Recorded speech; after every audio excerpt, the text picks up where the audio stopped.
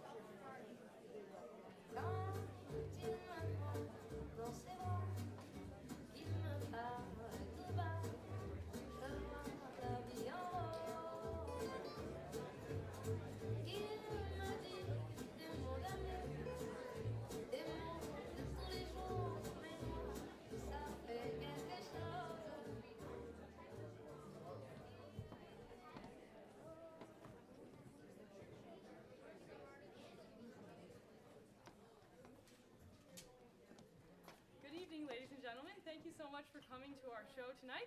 This is our inaugural performance of As You Like It at Our Lady of Guadalupe Chesterton Academy, located in Clinton Township. We're very excited to be presenting you with live theater tonight. I know this is a very scarce joy that we've had for some time, so we're thrilled to be here. I hope that you will be as delighted with these students and as impressed by them as I have been over this semester. A couple of announcements before we begin. You will notice that one of the students is reading out of a script. This is because of a last-minute casting change, not because of his memory. He's got a great memory. We will have a 15-minute intermission with light refreshments after the third act, and you can follow along with the different scenes in the programs that hopefully you've been given. There are bathrooms as you come in. We're immediately to your left, and there's a water fountain back there as well. During intermission, there'll be coffee and lemonade and some cookies. And then finally, please take a moment to silence your cell phones. Feel free to take pictures throughout the performance as long as the flash is off. We will be live streaming this performance and having professional photos tomorrow night. So if you don't take pictures, you'll hopefully get those as well. So we're so excited to be providing you with our wonderful show of As You Like It. Enjoy the show.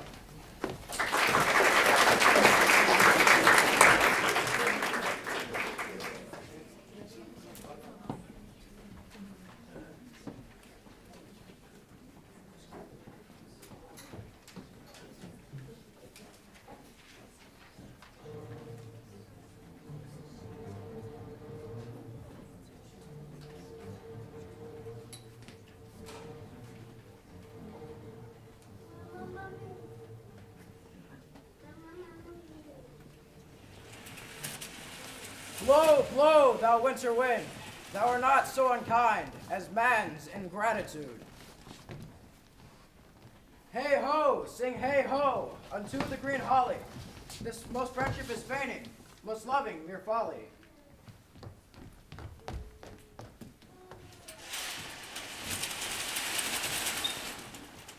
Then hey ho the holly, this life is most jolly.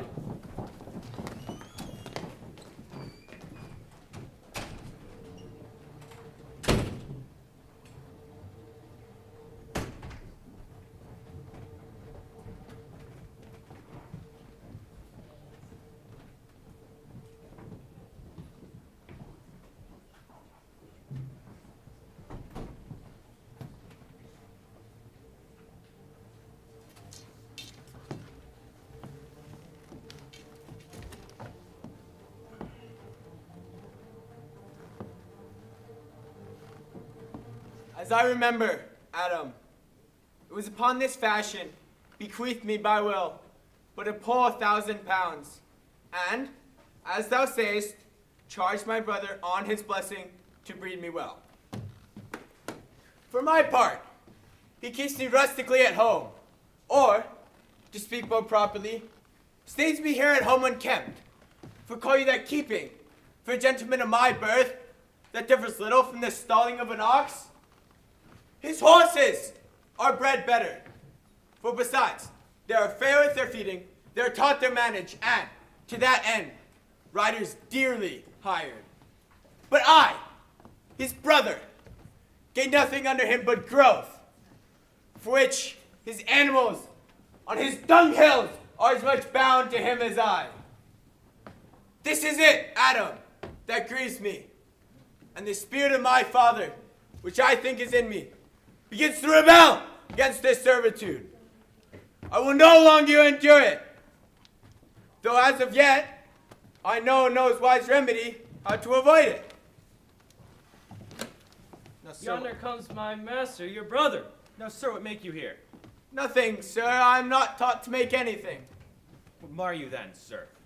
Marry, sir, I am helping you mar that which God made, this poor, unworthy brother of yours, with idleness. Marry, sir, be better employed, and be not a while. What, shall I keep your hogs and eat husk with them?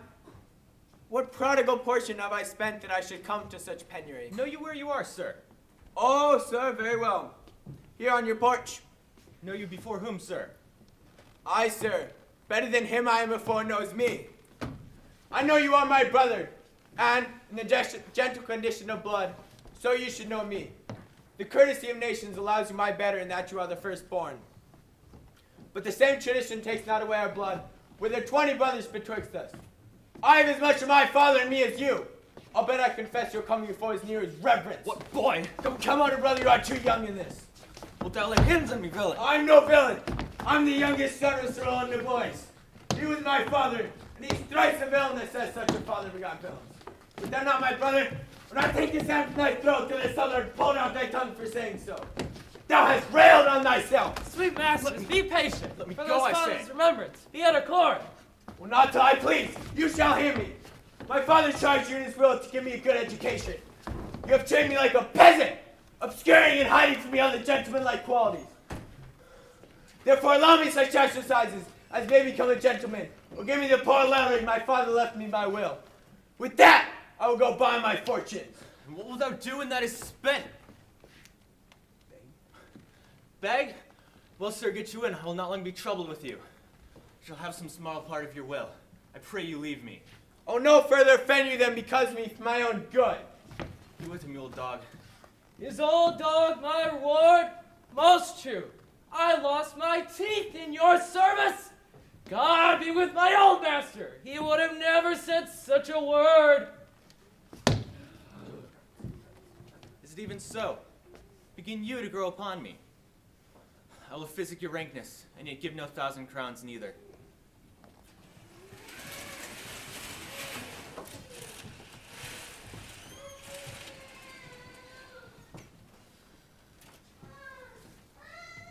Good morrow, your worship. Tomorrow, Monsieur Charles. What's the news at the new court? There is no news at the court, sir, but the old news. That is, the Duke hath put his brother, the old Duke, into exile, and 3 or 4 loving lords have put themselves into voluntary exile along with him.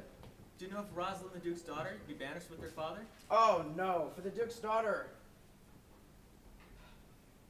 she loves her ever so, and being ever bred from their cradles together, she would have put herself into voluntary exile with her, or have died to stay behind her. Where will the old Duke live?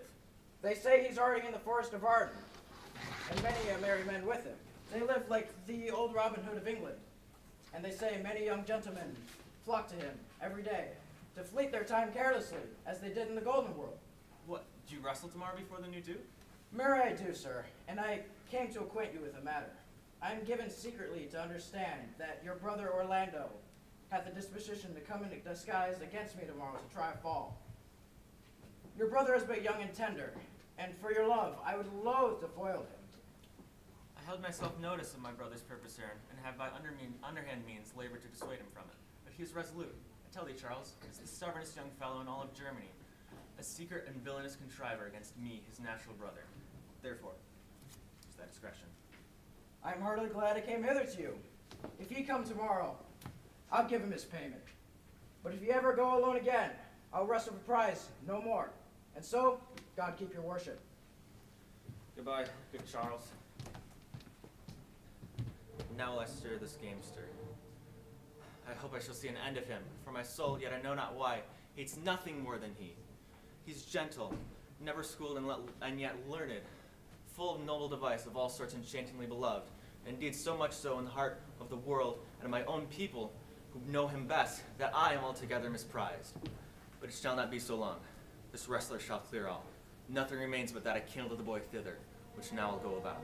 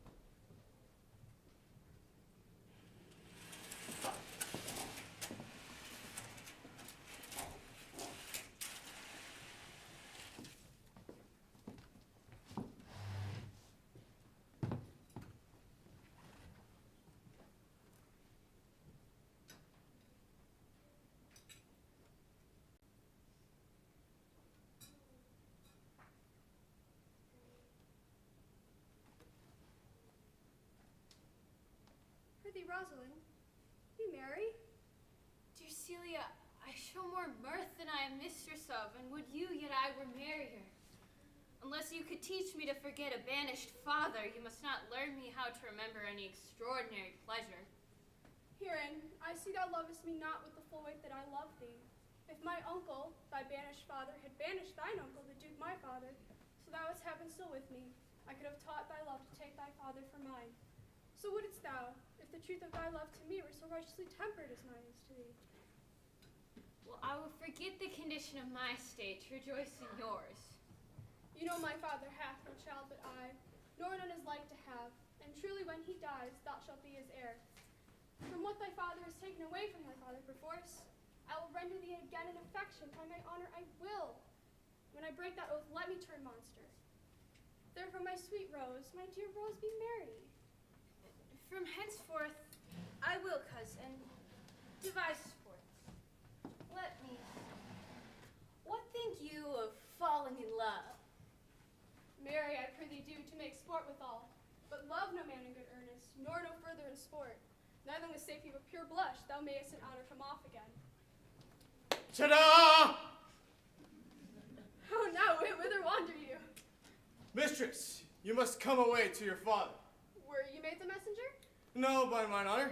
Where learned you that oath, fool? Of a certain knight that swore by his honor that the mustard was good, and the pancakes were not. Now, I'll swear to it. The pancakes were good and the mustard was not.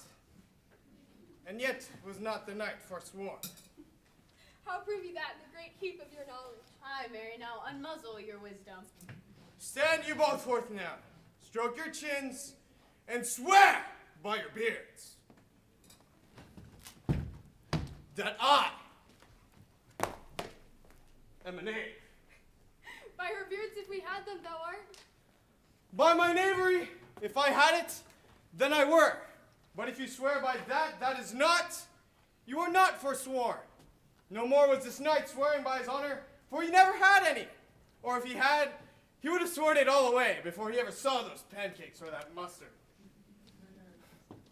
The more pity that fools do wisely, and the wise men do foolishly. By my troth, thou sayest true. For since the little wit that fools have with silence, the little foolery that wise men have makes a great show. Here comes Madame LeBeau, With her mouth full of news.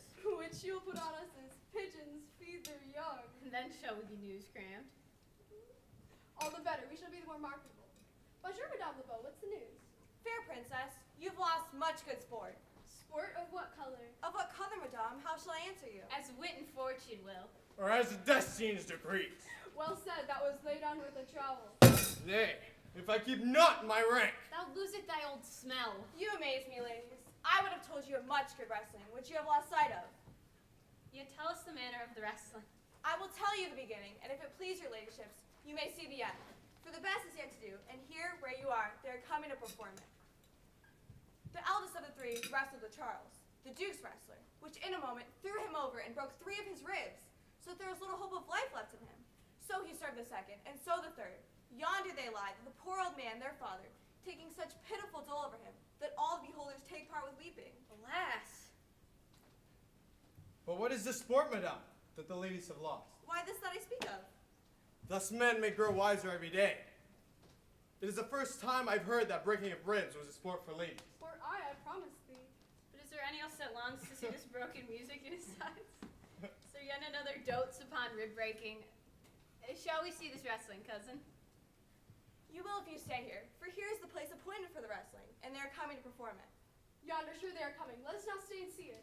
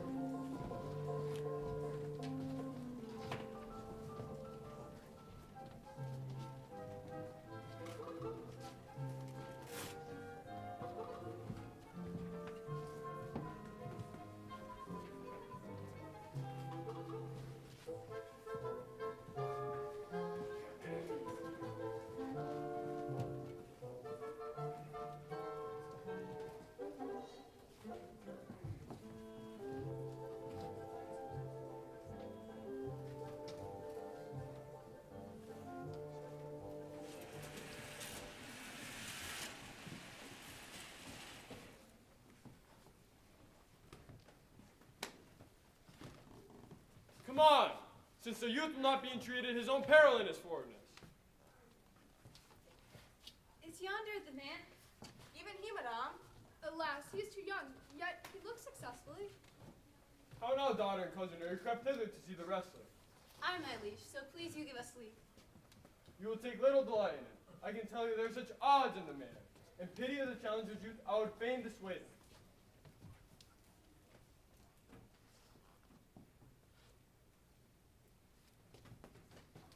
Call him hither, good Madame Beau. Monsieur, the challenger. The princess calls for you. I tend them with all respect and duty. Young sir, have you challenged Charles the wrestler? No, fair princess, he's but the general challenger. I come but in as others do, to try him with the strength of my youth. Young gentlemen, your spirits are too bold for your years. You have seen cruel proof of this man's strength. We pray you to embrace your own safety and give over this attempt. Do, young sir. Your reputation shall not therefore be misprized. We will make it our suit to the Duke that wrestling might not go forward. Beseech you, punish me not with your hard thoughts, wherein I confess me much guilty to deny so fair and excellent ladies anything. But let your fair eyes and gentle wishes go with me to my trial, wherein, if I be foiled, one shame that was never gracious. If killed, one dead that is willing to be so. I do my friends no wrong, for I have none to lament me. The world no injury, for in it I have nothing. Only in the world I fill up a place which may be better supplied when I have made it empty. The little strength I have, I would it were with you. And mine to eke out hers. Fare you well. Pray heaven I be deceived in you. Your heart's desires be with you. Come! Where is this young gallant that is so desirous to lie with his mother earth? Ready, sir, but his will hath in it a more modest working. You shall try, but one fall. Yeah! Come on, Charles! Yeah, Charles! You're right, Charles! Come on, Charles! Yeah! Oh, excellent, young man! If I was up on my eye, I could tell him to down! Yeah!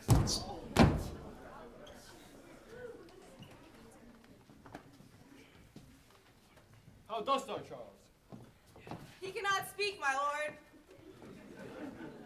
Bear him away! What is thy name, young man? Orlando, my liege, youngest son of Sir Rowland de Boys. Thou shouldst have better please me with this deed. I would thou hast told me of another father, but fare thee well, thou art a gallant youth.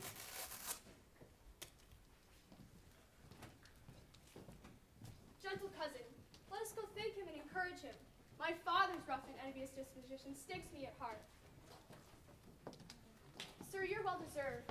If you do keep your promises in love, but justly, as you've exceeded all promise, your mistress shall be happy. Gentlemen, wear this for me.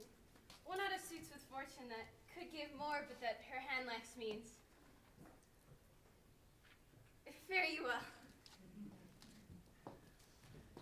Can I not say thank you? My better parts are all thrown down. Now which stands appears but a quintain, mere lifeless block. Did you call, sir? Sir, you have fought well and overthrown more than your enemies. Shall we go? Have with you. Fare you well. What passion hangs these weights upon my tongue? I cannot speak to her, yet she urged conference. Oh, poor Orlando, thou art overthrown, or Charles, or something weaker masters thee. Good sir, I do in friendship counsel you to leave this place. Albeit you deserve high commendation, true applause, and much love. Yet such is now the Duke's condition that he misconstrues all that you've done. I thank you, and prithee tell me this. Which of the two was the daughter of the Duke that was here at the wrestling? Neither is his daughter, if we judge by manners. But yet, indeed, the smaller of the two is his daughter. The other is daughter to the banished Duke, and here detained by her usurping uncle, to keep his brother company. Sir, fare you well. Hereafter, in a better world than this, I shall desire more love and knowledge of you. I rest much bound into you. Fare you well. Thus must I, From the smoke into the smother, from a tyrant duke unto a tyrant brother. But heavenly Rosalind,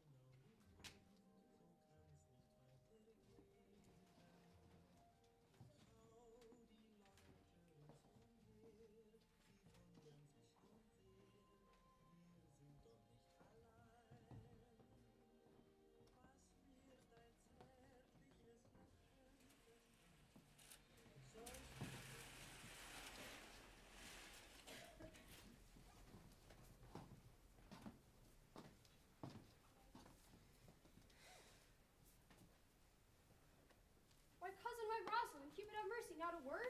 Not one to throw at a dog. No, thy words are too precious to be cast away upon curs. Throw some of them at me. Come, blame me with reasons. Then there were two cousins laid up, when there should be one lamed with reasons and the other mad without any. Come, wrestle with thy affections. Oh, they take the part of a better wrestler than myself. Oh, a good wish upon you. You will try in time despite of a fall. But turning these jests out of service, let us talk in good earnest. Is it possible on such a sudden you should fall into such strong liking with old Sir Rowland's youngest son? Duke, my father, loved his father dearly. Doth it therefore and she should love his son dearly? For my father hated his father dearly. Yet I hate not Orlando. No, Faith, hate him not for my sake. Why should I not? Doth he not deserve well? Let me love him for that, and do you love him because I do. Look, here comes the Duke. With his eyes full of anger. Mistress, dispatch your winter saves and get you from our court. Me, uncle? You, cousin, within these 10 days, if that thou beest found so near a public court as 20 miles, thou diest for it. I do beseech your grace, let me the knowledge of my fault bear with me. If with myself I hold intelligence, or have acquaintance with mine own desires, if that I do not dream or be not frantic, as I do trust that I am not, then, dear uncle, never so much as in a thought unborn did I offend your highness. Thus do all traitors. If their purgation did consist in words, they are as innocent as grace itself. Let it suffice thee that I trust thee not. Yet your mistrust cannot make me a traitor. Tell me whereon the likelihood depends. Thou art thy father's daughter. There's enough. So was I when your highness took his dukedom, so was I when your highness banished him. Treason is not inherited, my lord. Or if we did derive it from our friends, what's that to me? My father was no traitor. Then good, my liege, mistake me not so much as to think my poverty is treacherous. Dear sovereign, hear me speak. Aye, Celia, we stayed it for your sake, else had she ranged along with her father. I did not entreat to have her stay. It was your pleasure and your own remorse. I was too young that time to value her, but now I know her. If she be a traitor, why so am I? She's too subtle for thee. Her smoothness, her very silence, and her patience speak to the people, and they pity her. Thou art a fool, she robs thee of thy name. When she is gone, then open not thy lips. Firm and irrevocable is my doom. When she's gone, she's banished. Pronounce that sentence now on me, my liege. I cannot live out of her company. You are a fool, Eunice. If you outstay the time, upon mine honor, and in greatness of my word, you die. Oh, my poor Rosalind, whither wilt thou go? Wilt thou change fathers? I will give thee mine. I pray you, be not more grieved than I am. I have more cause. Thou hast not, cousin. Thus Dost thou know the Duke hath banished me, his daughter? That he hath not. No, hath not? Rosalind then lacks love that teaches thee that thou and I am one. Shall we be sundered? Shall we part, sweet girl? No, let my father seek another heir. Therefore devise with me how we may fly, whither to go, and what to bear with us. And do not seek to take your changes upon you, to bear your griefs yourself and leave me out. For now the sorrow's pale. Say what thou canst, I'll go along with thee. Why, whither shall we go?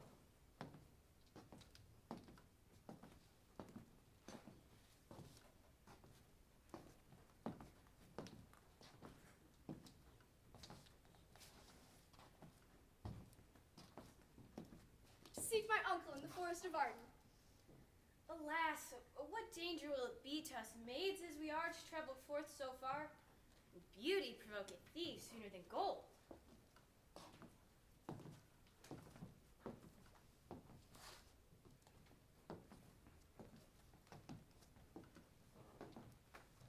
I'll put myself in poor and mean attire, and with a kind of umber smirch my face, the like you do.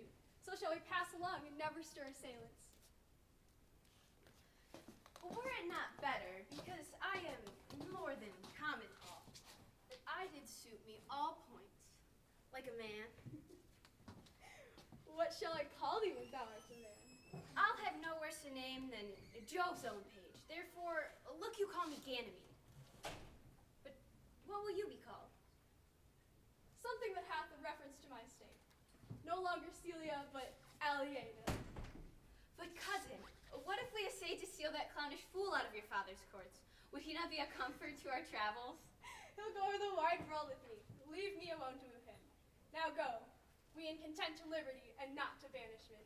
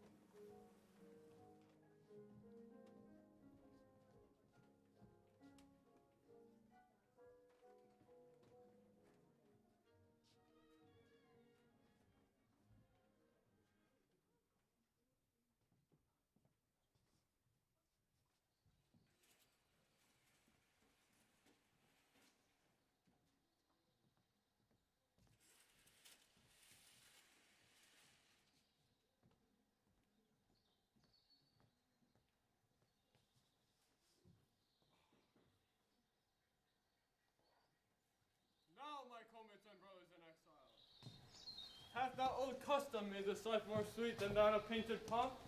Are not these woods more free from peril than the envious court? Here, feeling not the penalty of ale.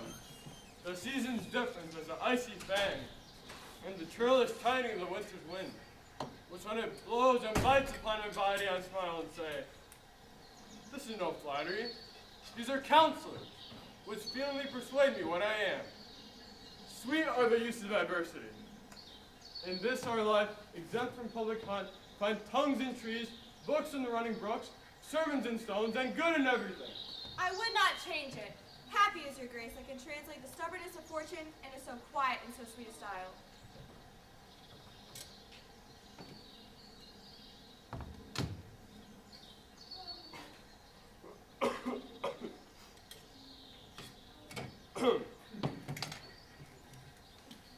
Come, shall we go kill some venison? And yet it irks me. The poor dappled fools, being native burghers to this deadly city, should in their own confines with forked heads have their round haunches gored.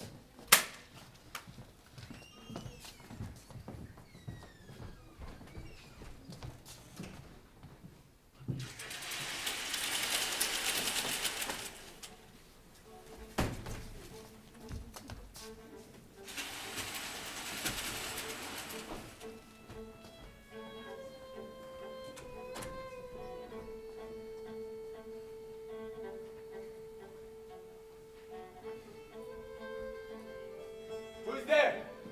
What, my young master? Oh, my gentle master. Oh, my sweet master. Oh, why would make you here? Why are you virtuous? Why do people love you? And wherefore are you gentle, strong, and valiant? Why are you so fond to overcome the bonny prize of the humorous stoop? Your praises come home too simply before you. Know you not, master, some kind of men, their graces serve them but as enemies. No more do yours. Your virtues, gentle master, are sanctified, and your holy traitors to you. Oh, what a world is this, when what is comely envenoms him that bears it. Why? What's the matter? Oh, unhappy youth, come not within these doors, within this roof. The enemy of all your graces lives, your brother. No, brother. Yet son, yet not the son. I'll not call him son of him, hath heard your praises. I was about to call his father. And this night, he means to burn the lodging where you used to lie, and you within it. This is no place. This house is but a butchery, a port. Fear it. Do not enter it. Why, whither, Adam, wouldst thou have me go? No matter whither.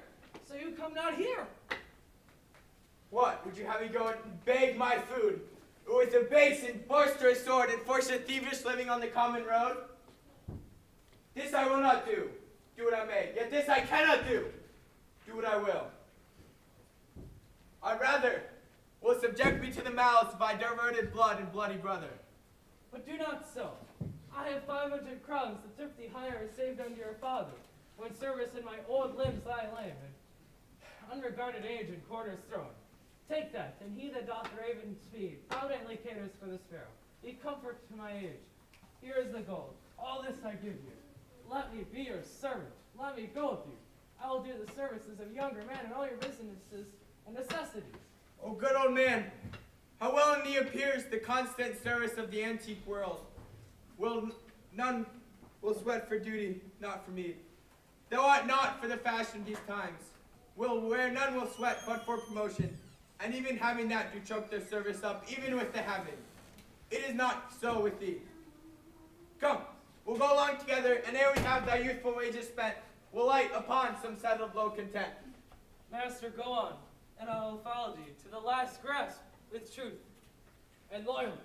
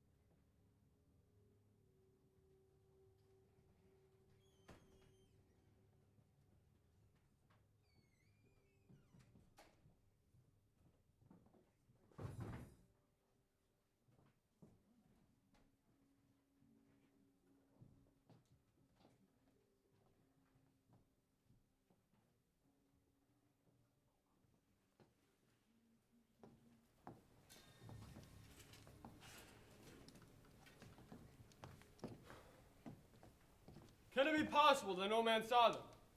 It cannot be. Some village must be of concern and sufferance in this. I cannot hear of any that did see her. The ruinous clan of whom so oft your graces was wont to laugh is also missing. Hesperia, the princess, gentlewoman, confessed that she secretly overheard your daughter and her cousin much commend the parts and graces of the wrestler that did but lately foil the sin of we Charles. And she believes, wherever they are gone, that the youth is surely in their company. Send to his brother. Fetch that gallant hither. If he be absent, send his brother to me. I'll make him find them. Do this suddenly, and let not search and inquisition quail to bringing in these foolish runaways.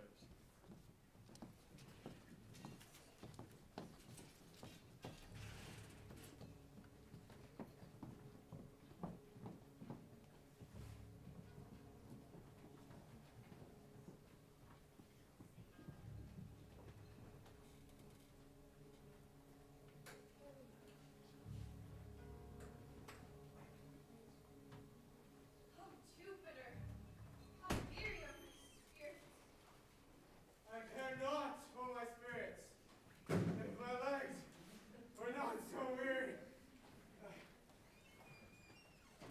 I could find it in my heart to cry like a woman and disgrace my man's apparel, but I must comfort the weaker vessel, as doublet and hose ought to show itself courageous to petticoat.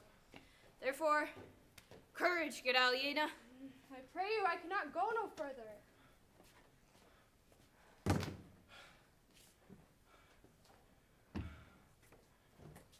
I'd rather bear with you, than bear you. Yet I should bear no cross if I did bear you. For I think you have no money in your purse. Well, this is the forest of Arden.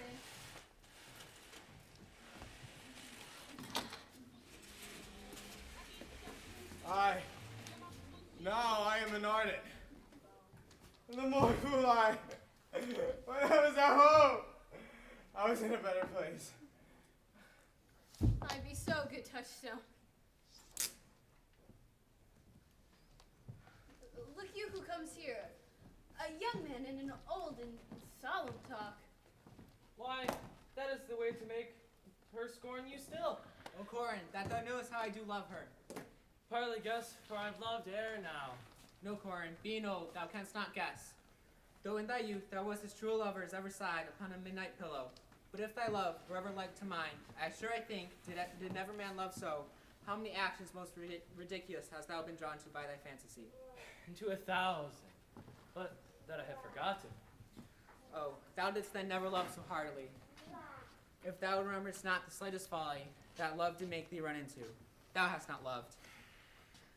Or if thou hast not sat, as I do now, wearing thy hair in thy mistress's praise, thou hast not loved. Or if thou hast not broke from company, abruptly, as my passion now makes me, thou hast not loved. Oh, Phoebe! Phoebe!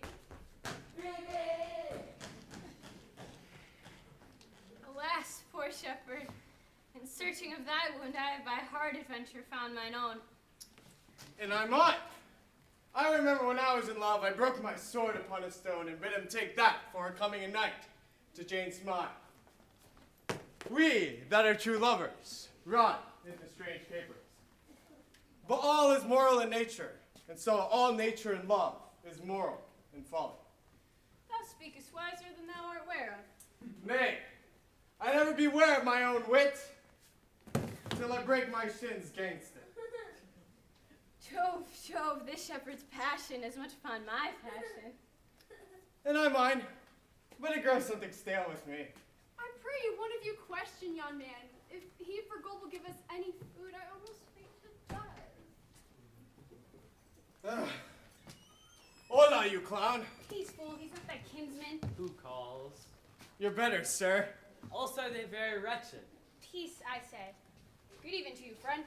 And to you, gentle sir, and to you all. I pray you, shepherd, if that love or gold can in this desert place buy entertainment, bring us to where we may rest ourselves and feed. Here's a young maid with travel much oppressed and faints for succor. Fair sir, I pity her, and wish for more sake more than for mine own, that my fortunes were able to relieve her. But I am shepherd to another man, and do not shear the fleeces that I graze. My master is of churlish disposition, and little recks to find the way to heaven by doing deeds of hospitality. Besides, his cot, his flocks, and bounds of feed are on sale now, and at his sheepcote now. By reason of his absence, there is nothing yet that you will feed on, but what is come see, and in my voice most welcome shall you be. What is he that shall buy his cottage and pasture? That young swain you saw but ere a while, that little cares for buying anything. If it stand with honesty, buy thou the cottage, the pasture, and the flock, and thou shalt have to pay for it us. And we will mend my wages. I like this place and could willingly waste my time in it. Assuredly the thing is to be sold. Go with me. If you like upon report, the soil, the profit, and this kind of life, your very faithful feeder I will be, and buy with your gold right suddenly.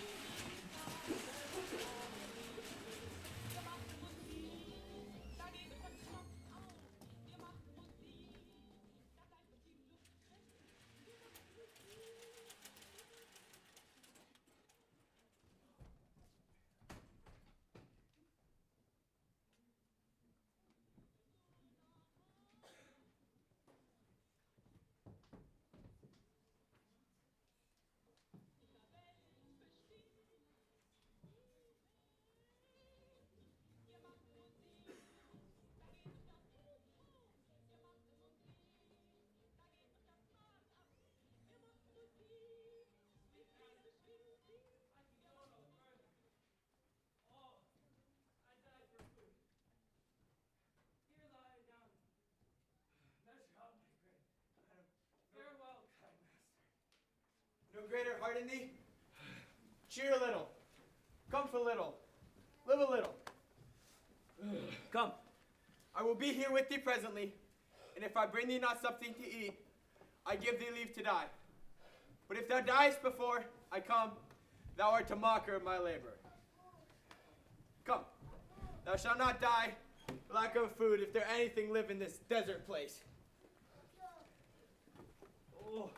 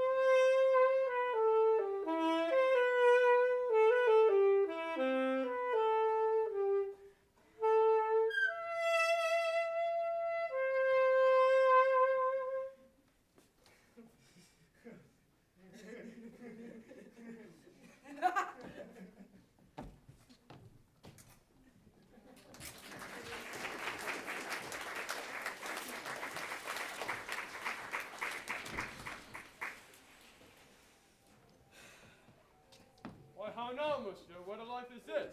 That your poor friends will screw your company. What, you look merrily. A fool! A fool! I met a fool in the forest. A motley fool. A miserable world. As I do live by food, I met a fool who laid him down and basked him in the sun and railed on Lady Fortune in good terms. In good set terms, and yet a fool. Good moral fool, quoth I. No, sir, quoth he. Call me not a fool, till heaven hath sent me fortune. And then he drew a dial from his spoke, and looking on it with lackluster eye, he says very wisely, "It is 10 o'clock, thus we may see," quoth he, how the world wags. 'Tis been an hour ago since it was 9, and from 1 hour more 'twill be 11. And so from hour to hour we ripe, and hour from hour we rot, and thereby hangs a tale. When I did hear the motley fool thus moral on the time, my lungs began to crow like chanticleer. I did laugh sans intermission. Oh, noble fool, an hour by his dial, motley is the only wear. What fool is this? A worthy fool, one that hath been a courtier, and says, if ladies be but young and fair, they have the gift to know it. And in his brain, which is as dry as a remainder biscuit after a voyage, he hath strange places crammed with observation, which he vents in mangled forms. Oh, that I were a fool! I'm ambitious for a motley coat. Thou shalt have one. It is my only suit, provided that you weed your better judgments of all opinion that grows rank in them, that I am wise. I must have liberty with all, as large a charter as the wind, to blow on whom I please, for so fools have. Invest me in my motley, give me leave to speak my mind, and I will through and through cleanse the foul body of the infected world, if they will so patiently receive my medicine. Forbear, and eat no more, Why, I have none to eat yet. nor shalt thou not till necessity be served. Of what kind should this cock come of? Art thou a spoken man by thy distress, or else a rude despiser of good manners? Thy incivility thou seemst so empty. You touched my vein at first. The thorny point of bare distress hath taken from me the show of smooth civility. Yet I'm inland bred, and so some nurture. But forbear, I say, he dies that touches any of this fruit, till I and my affairs are insert. You will not be answered with reason. I must die. What would you have? Your gentleness shall force more than your force move us to gentleness. Speak you so gently? I almost died for food. Let me have it. Welcome, and sit at our table and eat. Speak you so gently? Pardon me, I pray you. I thought all things had been savage here, and therefore I put in the countenance of stern commandment.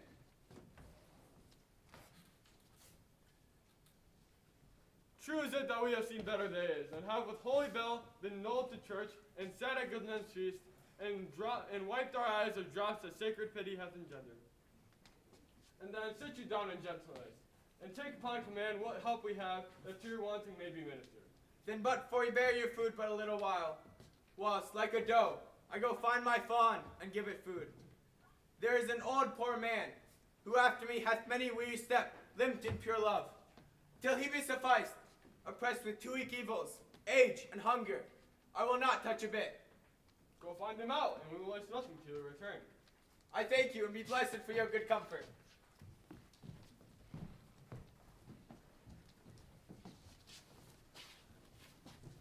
Thou seest, we are not all alone and happy, and this wide and universal theater presents more woeful pageants than the scene wherein we play in. All the world's a stage, and men and women are merely players. They have their exits and their entrances. And one man in his time plays many parts, his acts being 7 ages. At first, the schoolboy, with his satchel and shining morning face, creeping like a snail, unwilling to school. Then the lover, with his woeful ballad, made to his mistress's eyebrow. Then the soldier, full of strange oaths and bearded like the pard. Child's and honor, sudden and quick and quarrel, seeking the bubble reputation, even in the cannon's mouth. Then the justice, in fair, round belly, with good cape and line. Eyes severe, and beard of formal cut. Full of wise saws and modern instances, and so he plays his part. The 6th age shifts into the lean and slippered pantaloon, with spectacles on nose and pouch on side.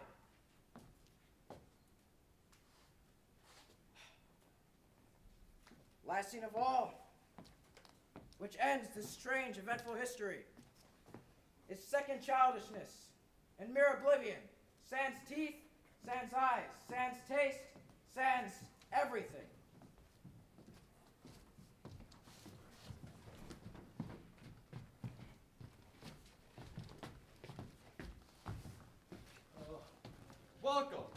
set down your gentleness and let him be. I thank you most for him.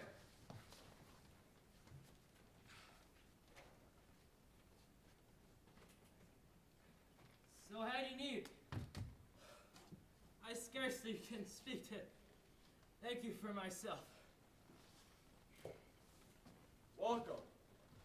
I will not trouble you, as yet to question you about your fortunes. Give us some music, and good cousin, sing!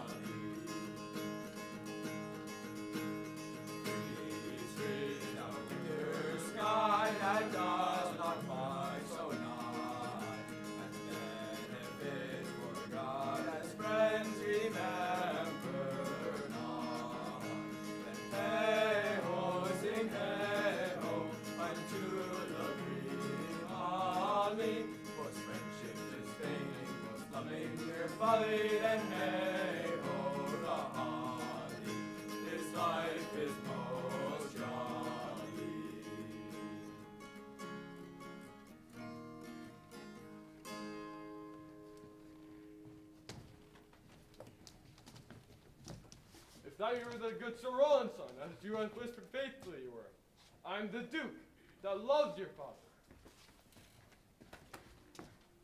Give him a hand. And give me your hand. And let me all your witnesses understand.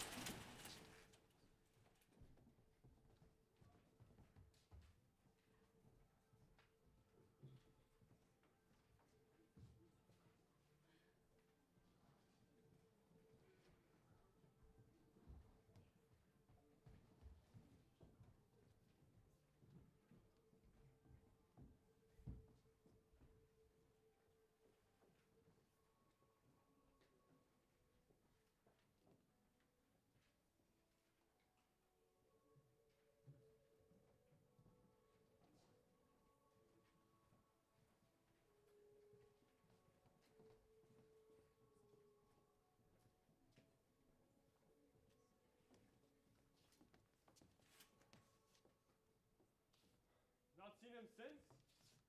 Sir, that cannot be. But look to it. Find out thy brother wheresoever he is. Seek him with candor. Bring him dead or living within this 12 month, or else turn thou no more to seek a living in our territory. Thy lands and all that thou dost call thine, worth Caesar, do we seize into our hands, till thou canst quit thee by the brother's mouth, of what we think against thee. Oh, that your highness knew my heart in this. I've never loved my brother in my life. More villain thou. Well, push him out of doors, and let my officers of such a nature make an extent upon his house and lands. Do this expediently, and turn him going.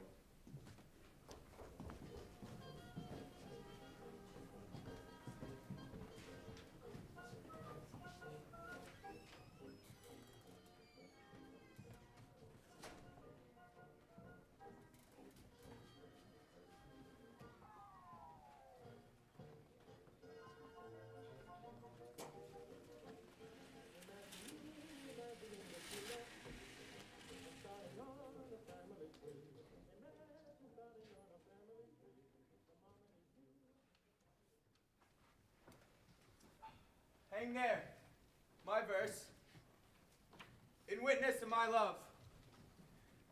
And now, thrice crowned queen of the night, surveying with thy chaste eye from thy pale sphere above, thy huntress name, that my full life does sway.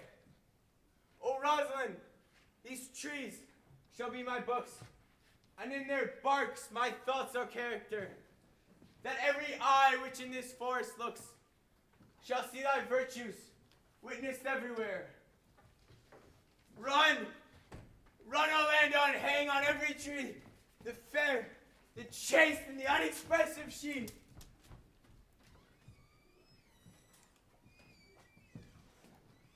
How like you this shepherd's life, Master Touchstone? Truly, shepherd, in respect of itself, it is a good life. But in respect that it is a shepherd's life, it is not. In respect that it is solitary, I like it very well. But in respect that it is private, it is a vile life. In respect that it is in the fields, it pleaseth me well. But in respect that it is not in the courts, it is tedious. As it is a spare life, look you. It fits my humor well. But there's no more plenty in it. It goes much against my stomach. Hast any philosophy in thee, shepherd? No more but that I know. The more one sickens, the worse at ease he is. And that he that wants money, means, and content is without three good friends. That the property of rain is to wet, and fire is to burn. That good pastures make fat sheep, and that a great cause of the night is lack of the sun.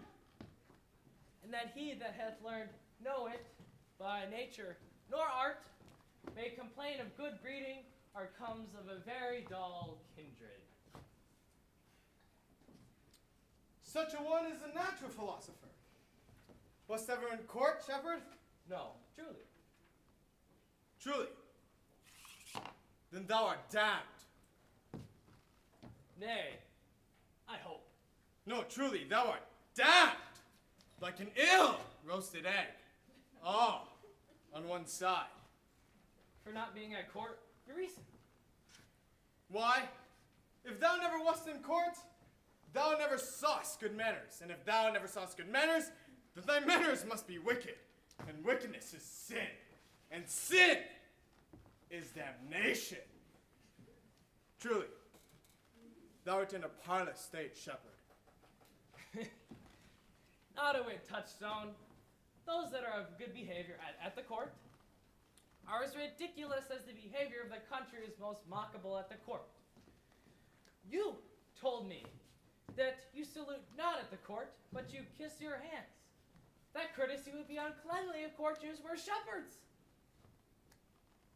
Instance, briefly. Come. Come. Instance. Besides, we're still handling our ewes, and their fells, you know, are greasy. Does not the sweat of a man as wholesome as the grease of a mutton? Shallow, shallow. Another instance, I say. Come. Besides, our hands are hard.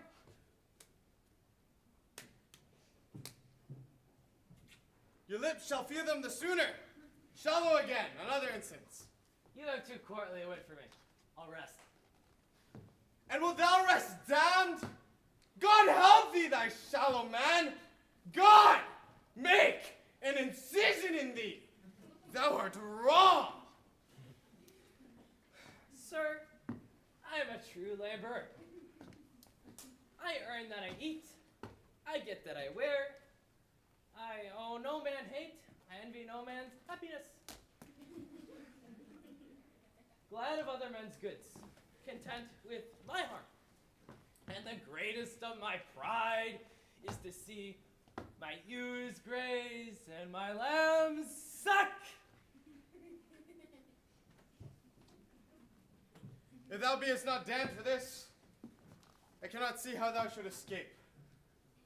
Why, here comes young Master Guadalupe, my new mistress brother.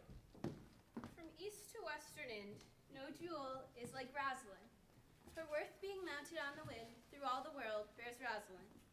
All the pictures fairest lined are but black to Rosaline. Let no face be kept in mind but the fair of Rosaline. If a heart do like a hind, let him seek out Rosalind. If the count will have to kind, so be sure will Rosalind. Wintered garments must be lined, so must slender Rosalind. They that reap my sheaf and vine, then to cart with Rosalind. Sweetest nut hath sourest rind, such a nut is Rosalind. Sweetest rose, he that sweetest rose must find love prick, then Rosalind. This is a very false gallop of verses. Why do you infect yourself with them? Peace, you fool. I found them on a tree. Truly, the tree yields bad fruit. Peace, I say. Stand aside. Here comes my sister, reading. Why should this a desert be, for it is unpeopled? No. Tongues I'll hang on every tree that shall civil saying show. Some how brief the life of man runs his erring pilgrimage, that the stretching of a span buckles in his sum of age.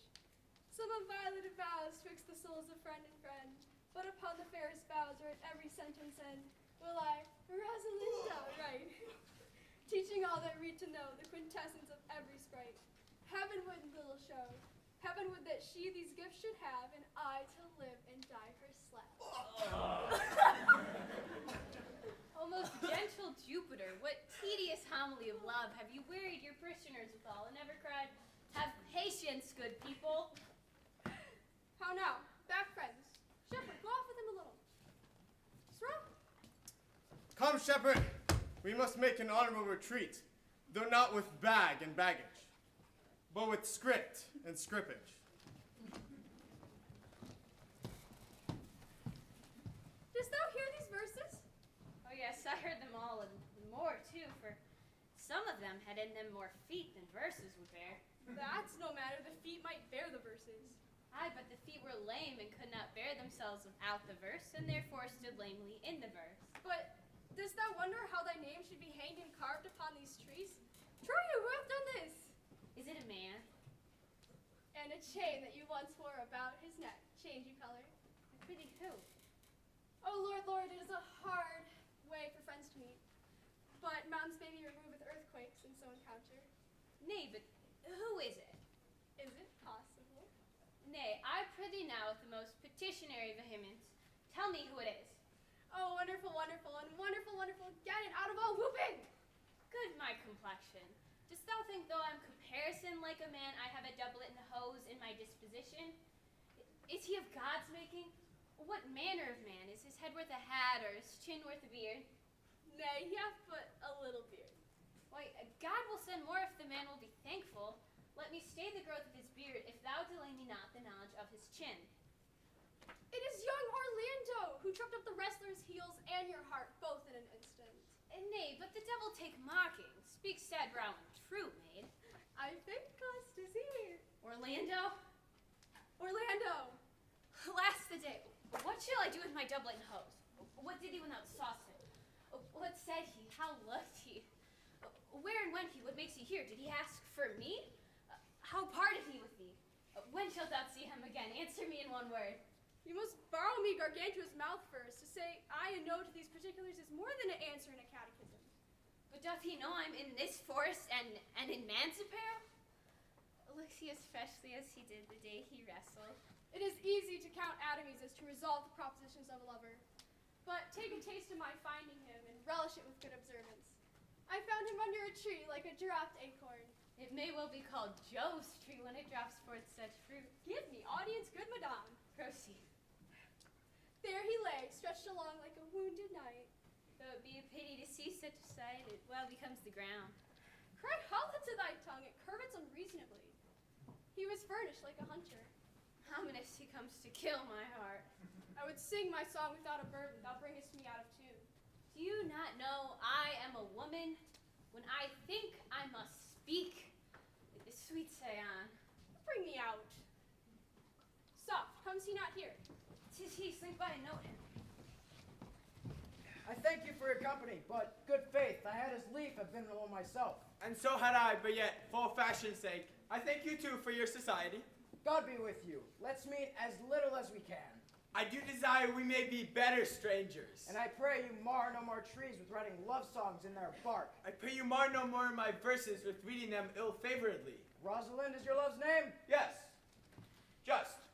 I do not like her name. Well, there was no thought of pleasing you when she was christened. Of what stature is she of? Just as high as my heart. You are full of pretty answers. Have you not been acquainted with goldsmiths' wives and conned them out of rings? Not so, but I answer you right painted cloth from whence you have studied your questions. You have a nimble wit. I think 'twas made of Atlantis' heels. Come, sit with me, and together we will rail against our mistress the world, and all our misery. I will chide no breather in the world but myself, against whom I know most faults. The worst fault you have is to be in love. 'Tis not a fault I would change for your best virtue. I am weary of you. I will tarry with you no longer.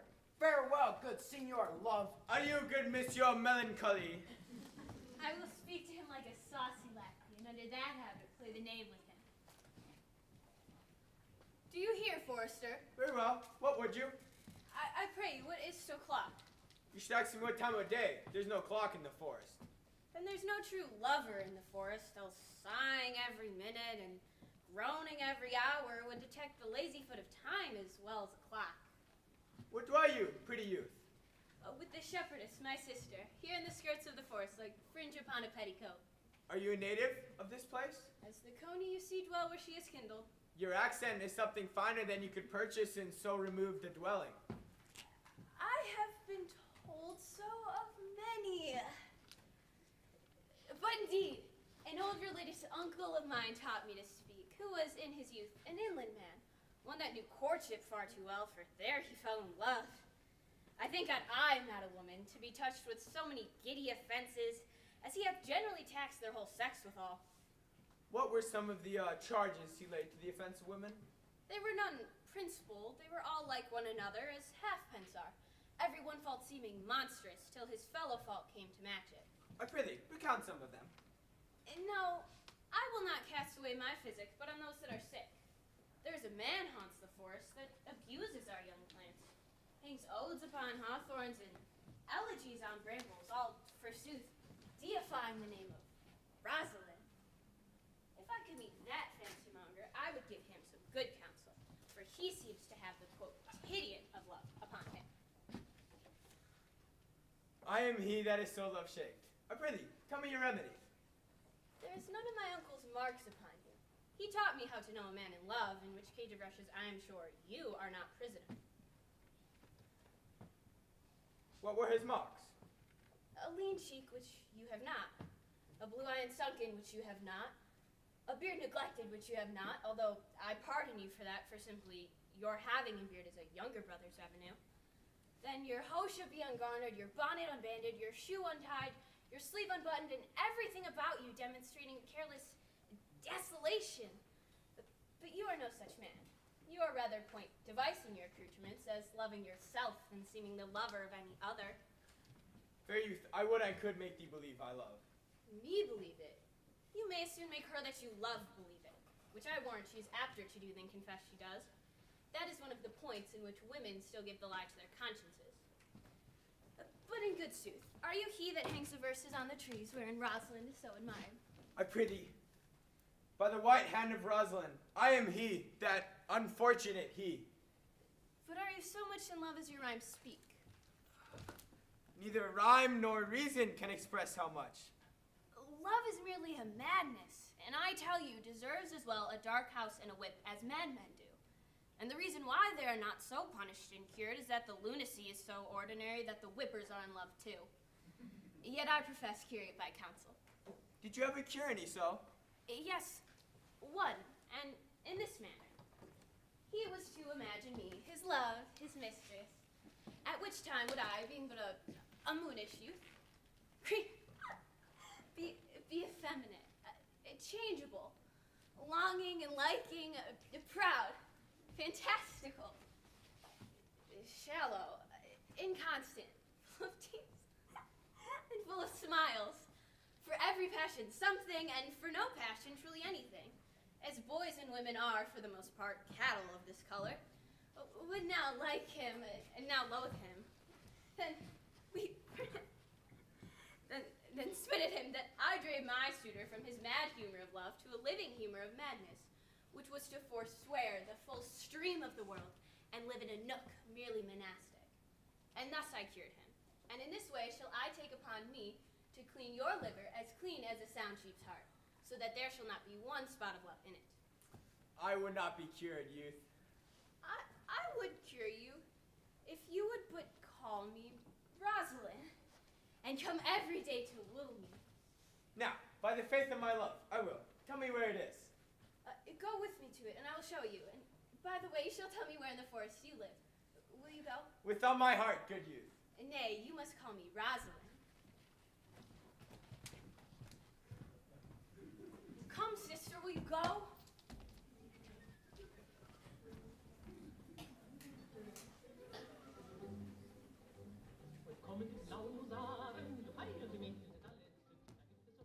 Come apace, good Audrey, and I'll fetch up thy ghost, Audrey. And how now, Audrey? Am I the man yet? Doth my simple feature content you? Your features, Lord Wartus. What features? I'm here with thee and thy goats, as the most capricious poet, honest Ovid, was among the gods. Oh, knowledge uninhabitable, worse than Job in a thatched house. When a man's verses cannot be understood, nor a man's good wit seconded by the forward child's understanding, strikes a man more dead than a great reckoning in a little room. Truly, I would the gods had made thee poetical. I do not know what poetical is. Is it honest indeed a word? Is it a true thing? No, truly, for the truest poetry is the most feigning, and what they do swear. And lovers are given in poetry, and what they do swear in poetry may be said as lovers, as they do feign. Do you wish then the gods made me poetical? I do truly, for thou swearest to me thou art honest. Would you not have me honest? No, truly, unless thou art heart favored, for honesty coupled to beauty is to have honey and sauce to sugar. A material fool. Well, I'm not fair, and therefore I pray the gods make me honest. Yes, truly, for to cast away honesty upon a foul slut is to put good meat into an unclean dish. I'm not a slut! Though I thank the gods, I am foul! Well, praise be the gods for thy foulness. Sluttishness can come hereafter. But, be it as it may be, I will marry thee. And for this end I have been with Sir Oliver Martex, the vicar from the next village. And he has promised to meet us here in the forest and to couple us. Will the gods give us joy? I would fain to see this meeting. Oh, look! Here comes Sir Oliver Martex. Sir Oliver, you are well met. Shall you dispatch us here under this tree, or shall we go with you to your chapel? Is there none here to give the woman? No, truly.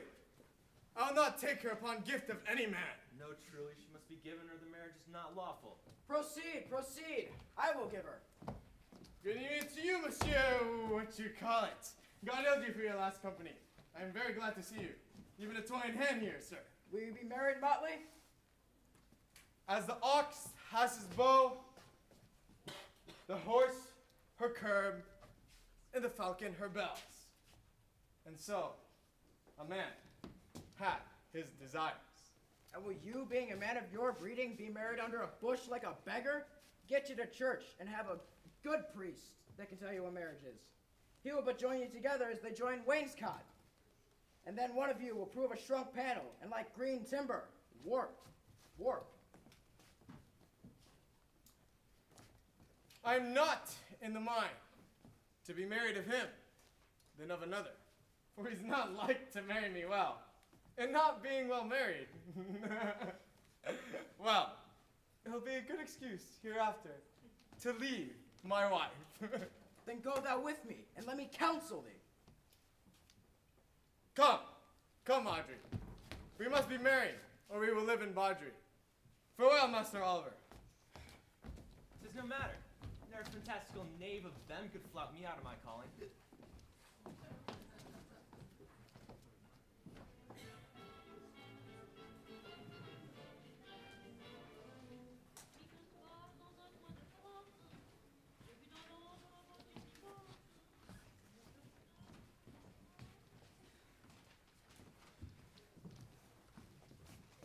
Never speak to me. I will weep.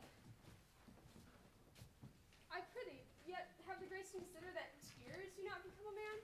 But have I not cause to weep? As good a cause as one would desire, therefore weep. But why did he swear he would come this morning and comes not? Nay, certainly there is no truth in him. Do you think so? I think he is not a pick purse nor a horse stealer, but for his verity and love, I think of his concave as a covered goblet or a worm-eaten nut. Not true in love? When he is in, but I think he is not in. But you have heard him swear downright he was. Was is not is. Besides, the oath of a lover is no stronger than the word of a tapster.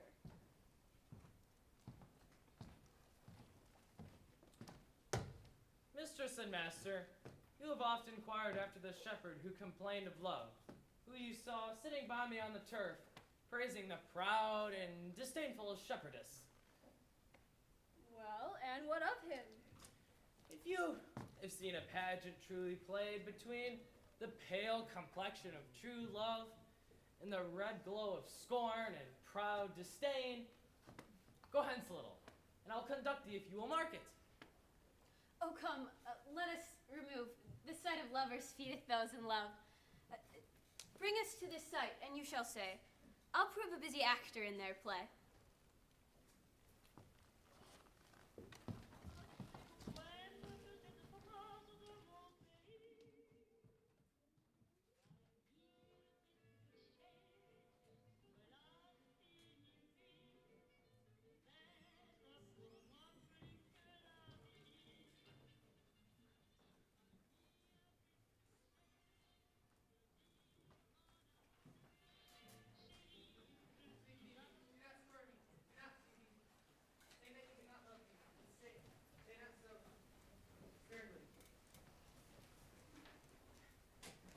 The common executioner, whose heart the accustomed sight of death makes hard, pose not the axe upon the humble death, but for respect pardon.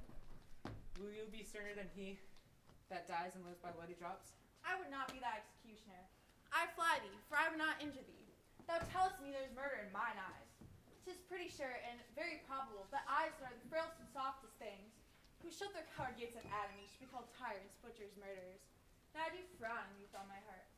And if mine eyes can wound, now let them kill thee. Now counterfeit to swoon, why not fall down? Or if thou canst not, oh, for shame, for shame. Lie not to say mine eyes are murderers. Now show the wound mine eye hath made in me. Scratch the boy with a pin, and there makes some scar of it. Nor I'm sure there's no force in eyes that can do hurt.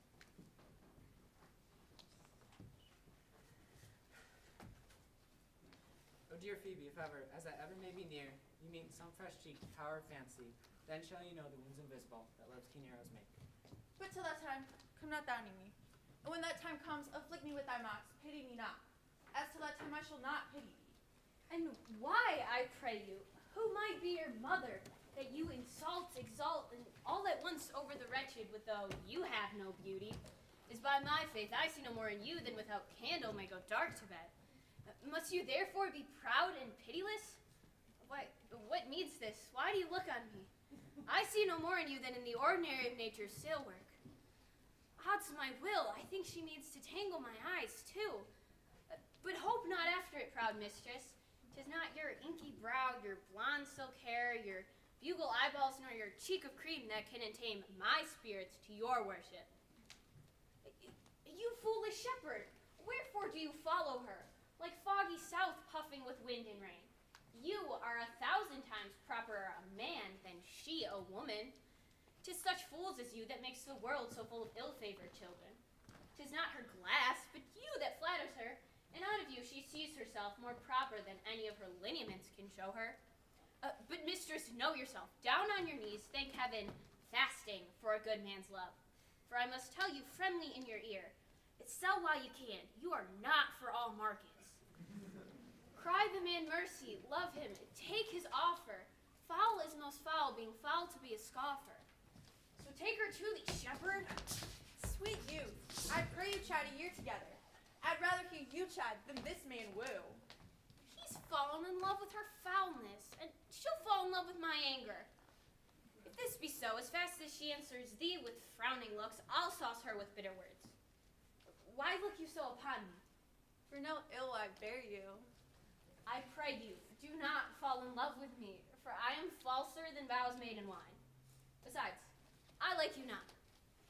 Come, sister, shepherd, ply her hard. Will you go?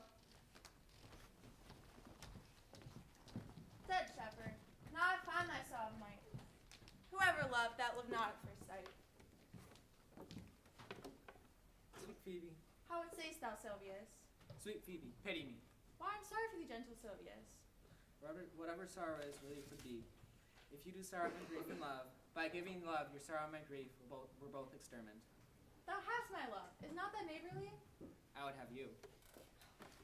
Why, thou art covetousness.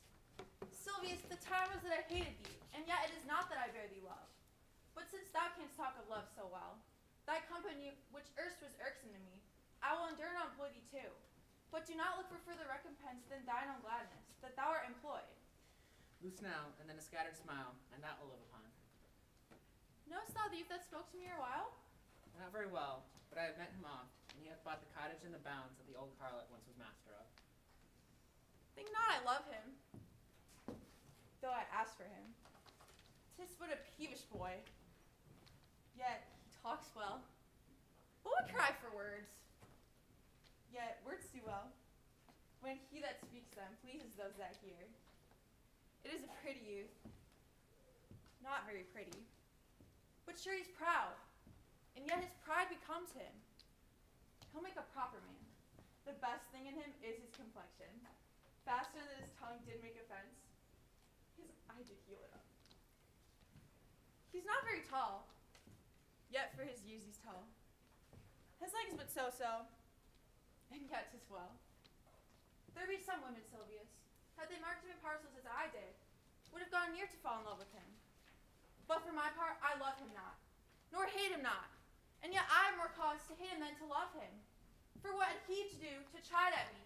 He said mine eyes were black and my hair black, and now I remembered scorned at me. I marvel why I answer not again. But that's all one. Amends is no quittance. I'll write him a very taunting letter, and thou shalt bear it. Wilt thou, Silvius? Phoebe, with all my heart.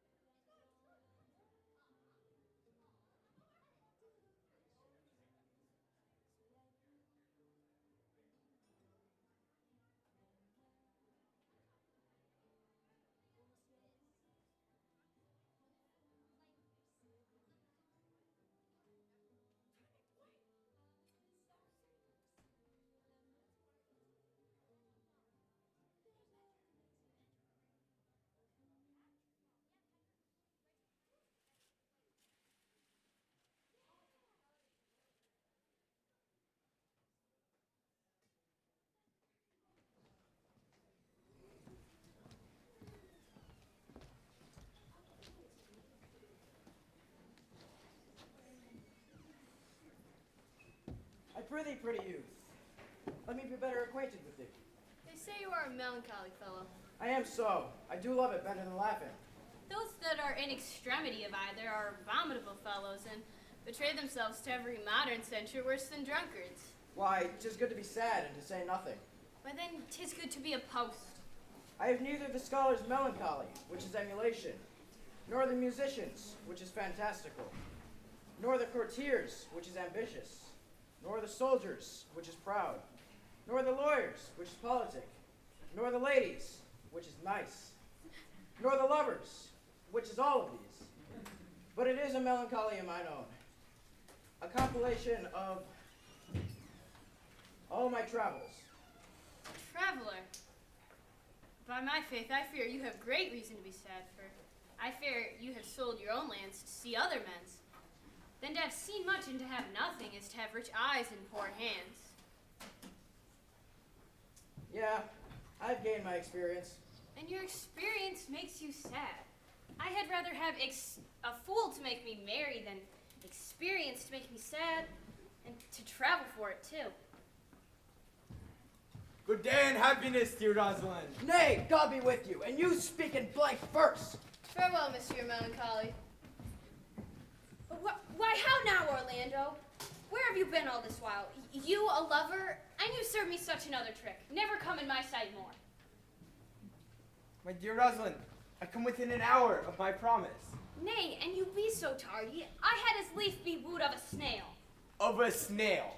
I of a snail, for though he comes slowly, he carries his house on his head. A better jointure, I think, than you make a woman.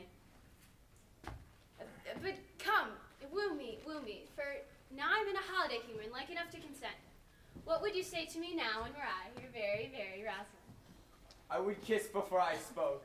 Nay, you were better speak first, and then when you were gravelled for lack of matter, you might take occasion to kiss. But who could be out, being before his beloved mistress? Marry, that should you if I were your mistress, or I should think my honesty ranker than my wit. What, of my suit? Not out of your apparel, and yet out of your suit. Am I not your Rosalind? I take some joy to say you are, because I would be thinking of her. Well, in her person I say, I will not have you. Then in mine own person, I die. Oh, faith, die by attorney. Men have died from time to time, and worms have eaten them, but not for love. I would not have my right Rosalind of this mind, for I protest her frown would kill me. By this hand it will not kill a fly. But come. Now I will be your Rosalind in a more coming-on disposition. Ask me what you will, and I will grant.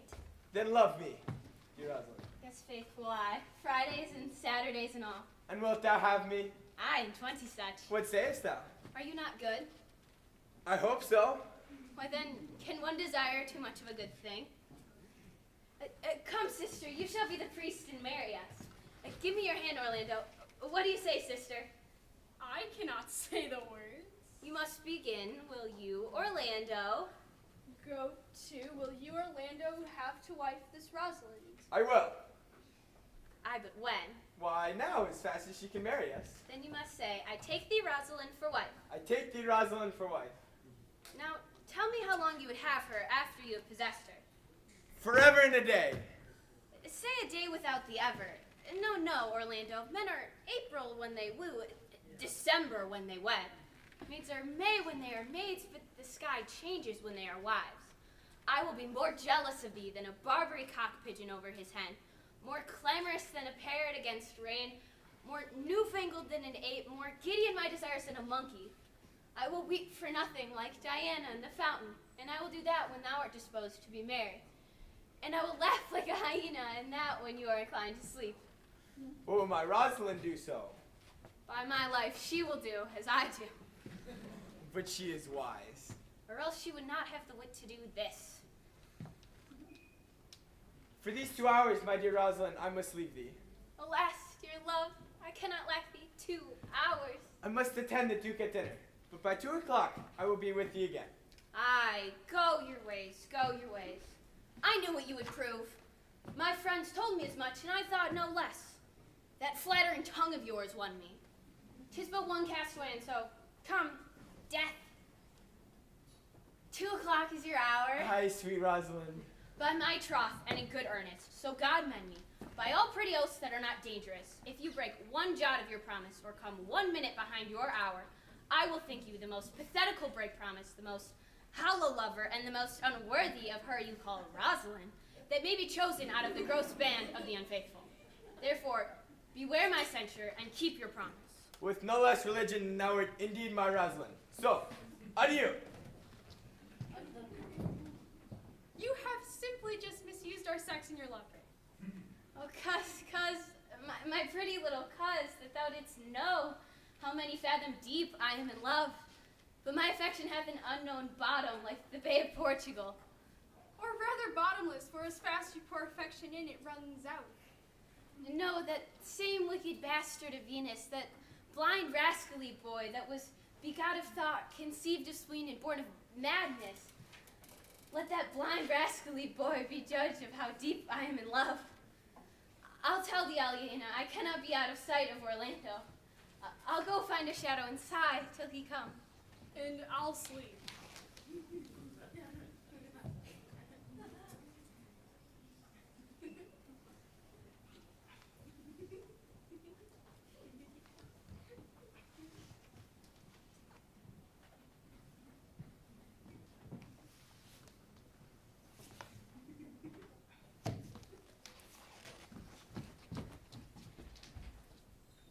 How say you now? Is it not past 2 o'clock, and here much Orlando? I warrant you, with pure love and troubled brain, he hath ta'en his bow and arrows and gone forth to sleep.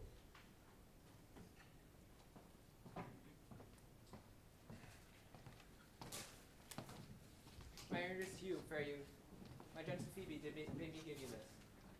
I know not the contents, but as I guess, by the stern brow and the waspish action which she did use as she was writing of it, it bears an angry tenor. Pardon me, I am but as a guiltless messenger. Patience herself would startle at this letter and play the swaggerer. Bear this, bear all, she says that I am not fair, that I lack manners. She calls me proud, and that she could not love me were men as rare as phoenix. Odds my will, her love is not the hare that I do hunt. Why writes she so to me? Well, shepherd, this is a letter of your own device. No, I protest. I know not the contents. Phoebe did write it. Come, you are a fool and turned into the extremity of love. I saw her hand. She has a leathern hand, a free stone-colored hand. I did verily think that her old gloves were still on, but 'twas her hand. She has a huswife's hand. But that's no matter. I say, she never did invent this letter. This is a man's invention in his hand. Sure it is hers. She Phoebes me. Mark how the tyrant writes. Art thou God to shepherd turned, that a maiden's heart hath burned? Can a woman rail thus? Call you this railing? Alas, poor shepherd. Do you pity him? No, he deserves no pity. Wilt thou love such a woman? What, to make thee an instrument and play false strains upon thee? Not to be endured. Well, go your way to her, for I see love hath made thee a tame snake. And say this to her, that if she love me, I charge her to love thee. And if she will not, I will never have her unless you entreat for her. If you be a true lover, hence, and not a word, for here comes more company.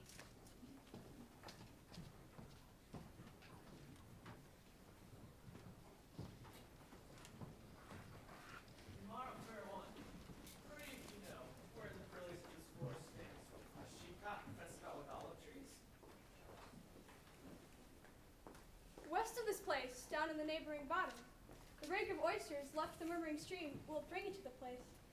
At this hour the house doth keep itself, there is none within. If that an eye should profit by a tongue, then I should know you by description. Such garments and such years. Are you not the owner of the house I did inquire for? It is no boast being asked to say we are. Orlando doth commend him to you both. And to the shepherd youth he doth call as Rosalind, he sends this bloody napkin. Are you he? I am. What must we understand by this? Some of my shame, if you'll know of me, what man I am, and how, and where, and why this handkerchief was stained. I pray you tell it. When last the young Orlando parted from you, you'll have to promise to return within an hour. And, pacing through the forest, chewing the food of sweet and bitter fancy, lo, it befell. Cast his eyes aside, and mark what object did present itself. Under an old oak, whose boughs were mossed with age, and high-top bald with dry antiquity, a wretched, ragged man, o'ergrown with hair, lay sleeping on his back. About his neck, a green and gilded snake had wreathed itself, and with its head, nimble in threats, did approach the opening of his mouth. But suddenly, seeing Orlando, it did unlink itself, and did slip away into a bush, under which bush's shades, a lioness, with udders all drawn dry, lay crouching, with cat-like watch, when that the sleeping man should stir, for 'tis the royal disposition of that beast to prey on nothing that doth seem as dead. As seen Orlando did approach the man, and saw that was his brother, his elder brother. Twice he turned his back in purpose to leave him, but kindness, nobler ever than revenge, and nature, stronger than its just occasion, made him give battle to the lioness, who quickly fell before him, and in which fall, hurtling from miserable slumber, I awaked. Are you his brother? Was you he rescued? Was you so often trying to kill him? 'Twas I, but 'tis not I. I do not shame to tell you what I was, since my conversion so sweetly tastes being the thing I am. But for the bloody napkin. By and by, when from the first to last betwixt us two, tears our countenance, Orlando did lead me unto the gentle Duke, there gave me fresh array and entertainment, committing me into my brother's love. In brief, Orlando did lead me unto his cave, there stripped himself, and upon his arm the lioness had torn some flesh away, which all this while had bled, and now he fainted, and cried in fainting upon Rosalind. Brief I bound up his wound, and being strong at heart, within a short time he sent me thither, to tell the story that you might excuse his broken promise, and to give this napkin, dyed in his blood, unto the shepherd youth that he doth in sport call his Rosalind. Proto Ganymede, speak Ganymede. Many will soon when they do look on blood. There is more in it. Cousin Ganymede. Look, he wakes. I would I were at home. We'll lead you thither. I pray you, will you take him by the arm? Youth, be of good cheer. You a man? You like a man's heart. So I do, I confess it. But I pray your brother commend my counterfeiting to him. This is no counterfeit. There's too great passion in your complexion that was a passion of earnest. Counterfeit, I assure you.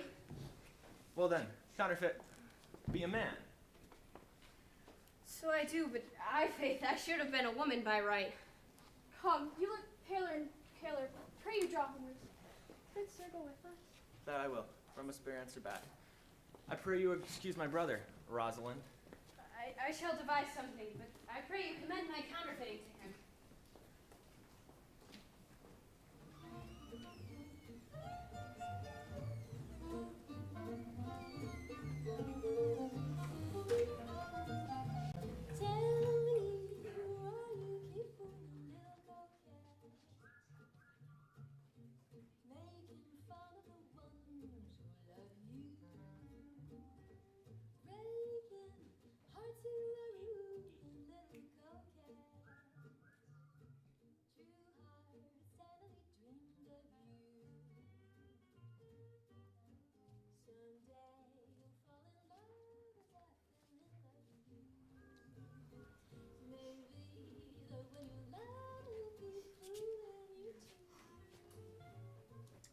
We shall find a time, Audrey.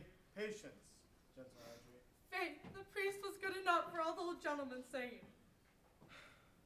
A most wicked Sir Oliver, a most vile Martex. But Audrey, there is a youth here that lays claim to you in the forest. I know who 'tis. He had no interest in me in the world. Oh, here comes the man you mean. It is meat and drink to me to see a clown. By my troth, we that have good wits have much to answer for. We shall be flouting. We cannot hold. Good evening, Audrey. Good evening, William. Good evening to you, sir. Good evening, gentle friend. Cover thy head, cover thy head. Nay, prithee, be covered. How old are you, friend? 5 and 20, sir. A ripe age. Is thy name William? Yes, sir. A fair name. Was born in the forest here? Aye, sir. I thank God. Thank God. A good answer. Art rich? Faith, sir. So-so. So-so is good. Very good. Very excellent good. but yet it is but so-so. Art wise. Aye, sir. I have a pretty wit. Why? Thou sayest well. I do now remember a saying, the fool doth think he is wise, but the wise man knows himself to be a fool. Do you love this maid? Aye, sir. I do. Give me thy hand. Art to learn? No, sir. Then learn this of me. To have is to have, for it is a figure in rhetoric that drink, being poured out of a cup into a glass, by filling one doth empty the other. For all you writers do consent that ipse is he. Now you are not ipse, for I am he. Which is he, sir? He, sir, thou must marry this woman. Therefore, you clown, abandon it, which is in the vulgar leave, the society which in the boorish company of this female, which in the common is woman, which together is, leave the society of this female, or clown. Thou perishest, or to thy better understanding, diest, or to wit, I will kill thee, make thee away, translate thy life into death, thy liberty to bondage. I will kill thee 150 ways. Therefore, tremble and depart. Do. Goodwill. God rest you merry, sir. Trip, Audrey, trip. Come, I will attend. I will attend.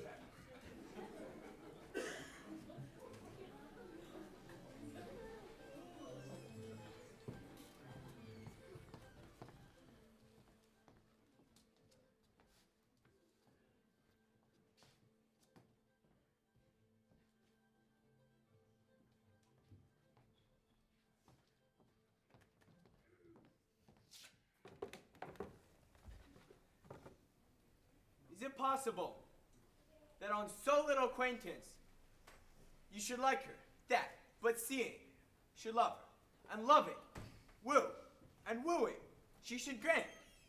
And will you preserve her to enjoy her? Neither call the giddiness of it in question, the poverty of her, the small acquaintance, my sudden wooing, nor her sudden consenting. But say with me, I love Aliena. Say with her that she loves me. Consent with both that we might enjoy each other. It shall be to your good, for all that was old Sir Roland's will I state upon you, and here live and die a shepherd. Very well. Let your wedding be tomorrow. Thither will I invite the Duke and all his contented followers. Go you and prepare Aliena, for look you, here comes my Rosalind. God save you, brother. And you, fair sister. Oh, my dear Orlando, how it grieves me to see thee wear thy heart in a scarf. It's my arm. I thought thy heart had been wounded with the claws of a lion. Wounded it is, but the eyes of a lady. Did your brother tell you how I counterfeited too soon when he showed me your handkerchief? Aye, and greater wonders than that. Oh, I know where you are. Nay, 'tis true, for your brother and my sister no sooner met but they looked. No sooner looked but they loved, and no sooner loved but they sighed. No sooner sighed but they asked one another the reason, and no sooner knew the reason but they sought the remedy. And in these degrees they had made themselves a pair of stairs to marriage. They are in the very wrath of love, and they will together. Clubs cannot part them. They are to be married tomorrow, and I will invite the Duke to the nuptial. But oh, how bitter a thing it is to look into happiness to another man's eyes. But so much the more tomorrow shall I be at the height of heart heaviness, and thinking my brother happy in having what he wishes for. Well then, tomorrow I cannot serve your turn for Rosalind? I can no longer live by thinking. I'll weary you then no longer with idle talking. Know of me then, for now I speak to some purpose. I know that you are a gentleman of good conceit. I say this not that you might bear a good opinion of my knowledge, insomuch as I say that I know you are. Neither do I labor for some greater esteem than may in some little measure draw a belief from you to do yourself good and not to grace me. Believe then, if you please, that I can do strange things. I have, since I was 3-year-old, conversed with a magician, most profound in his art, yet not damnable. If you do love Rosalind, so near the heart as your gesture cries it out, when your brother marries Aliena, shall you marry her? I know into what straits of fortune she is driven, and it is not impossible to me, if it appear not inconvenient to you, to set her before your eyes tomorrow, human as she is, and without any danger. Speakest thou in sober meaning? By my life I do, which I tender dearly, though I say I am a magician. Therefore, put you in your best array, and bid your friends, for if you will be married tomorrow, you shall, and to Rosalind, if you will. Look, you who comes here, a lover of mine, and a lover of hers. Youth, you have done me much ungentleness to show the letter that I read to you. I care not if I have. It is my study to seem despiteful and ungentle to you. You are there followed by a faithful shepherd.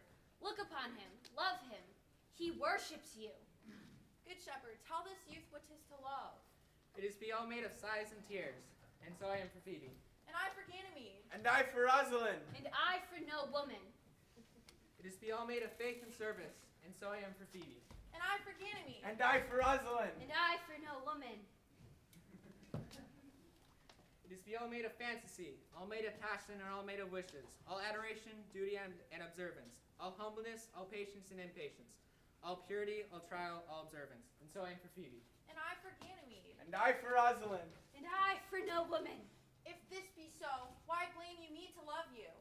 If this be so, why blame you me to love you? This be so, why blame you me to love you? Why do you speak to, why blame you me to love you? To her that is not here, nor does not hear. I pray you no more of this. 'Tis like the howling of Irish wolves against the moon. I will help you if I can. I would love you if I could. Tomorrow meet me all together. I will marry you if I ever marry a woman, and you shall be married tomorrow. I will satisfy you if I ever satisfy a man, and you shall be married tomorrow. I will content you if what pleases you contents you, and you shall be married tomorrow. As you love Rosalind, meet. As you love Phoebe, meet. And as I love no woman, I'll meet.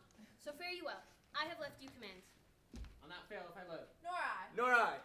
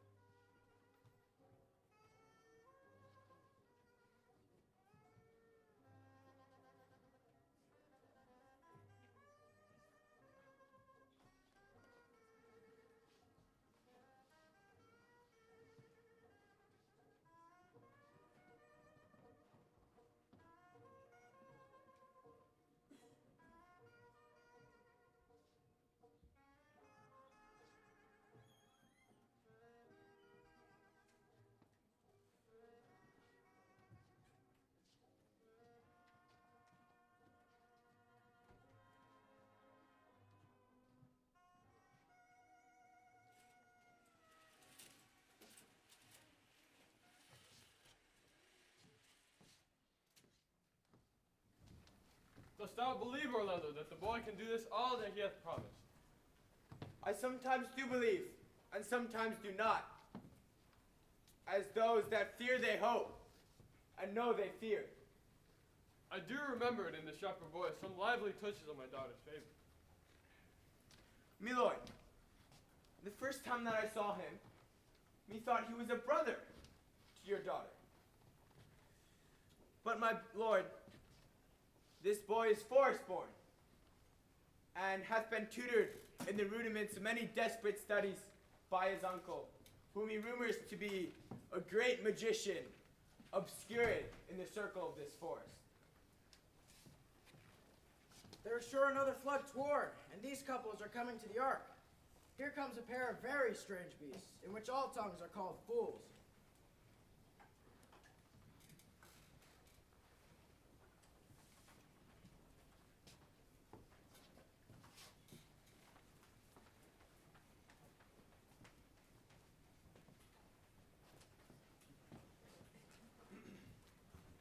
Salutations and greeting to you all. Salutation. Salutation. Salutation. Salutation. Good, my lord, bid him welcome. This is the motley-minded gentleman I have so often met in the forest. He hath been a courtier, he swears. If any man doubt that, let him put me to my purgation. I have trod a measure. I have flattered a lady. I have been politic with my friend. Smooth with mine enemy. I have undone 3 tailors, and have had 4 quarrels, and like to have fought one. Good, my lord, like this fellow. I like him very well. God knows you, sir, I desire you of the like. I present here with the rest of the country copulatives to swear and to forswear according as marriage binds and as blood breaks. A poor virgin, sir. An ill-favored thing, sir, but mine own. An ill humor of mine, sir, to take that no man else will. Rich honesty dwells, like a miser, sir, like your pearl in your foul oyster. Is this not a rare fellow, my lord? He is as good as anything, and yet a fool. He uses folly like a stalking horse, and under the presentation of that, he shoots his way.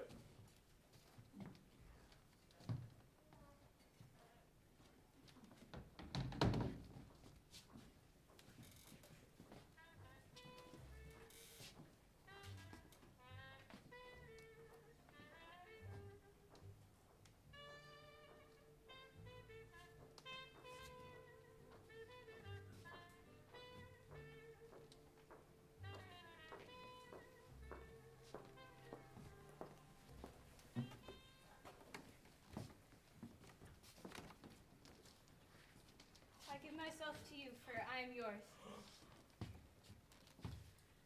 I give myself to you, for I am yours. If there be truth in sight, you are my daughter. If there be truth in sight, you are my Rosalind. If sight and shape be true, why then my love adieu. I'll have no father if you be not he. I'll have no husband if you be not he, nor ne'er wed woman if you be not she.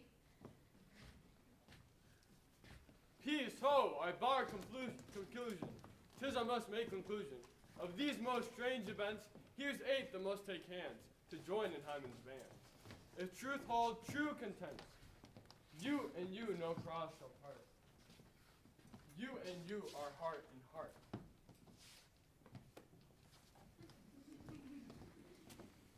You and you are sure together as winter to foul weather. You and you are to his lord, or have a wound. While as a wedlock hymn we sing, feed yourselves with questioning. And thus reason wonder may diminish, how thus we met, and these things finish.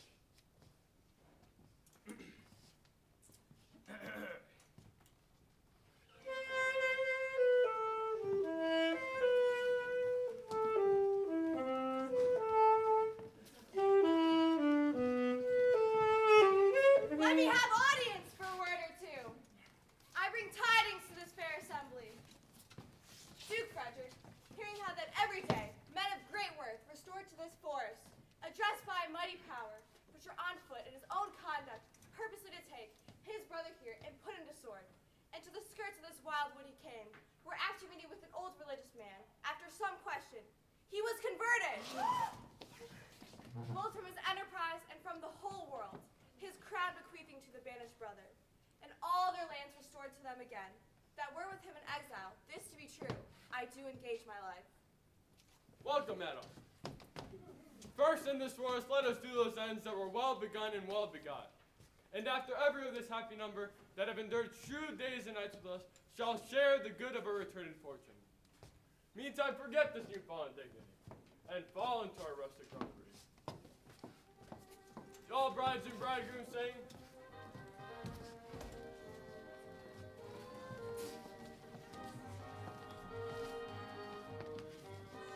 Madam, by your patience, if I heard you rightly, the Duke hath put on a religious life and thrown into neglect the pompous court. He hath. To him I will. Out of all these convertites, there is much matter to be heard and learned. You, to your former honor, I bequeath. Your patience and your virtue well deserved it. You, to your love, which your true faith doth merit. You, to your land, love, and great allies. You, to a long and well-deserved bed. And you, for wrangling thy love, is but too much victual. I am for other than dancing measures. Stay, Duquesne, stay. I see no pastime. What you would have, I'll stay to know at your abandoned cave. Proceed, proceed. We'll begin these rites, as we hope they'll end in true delight.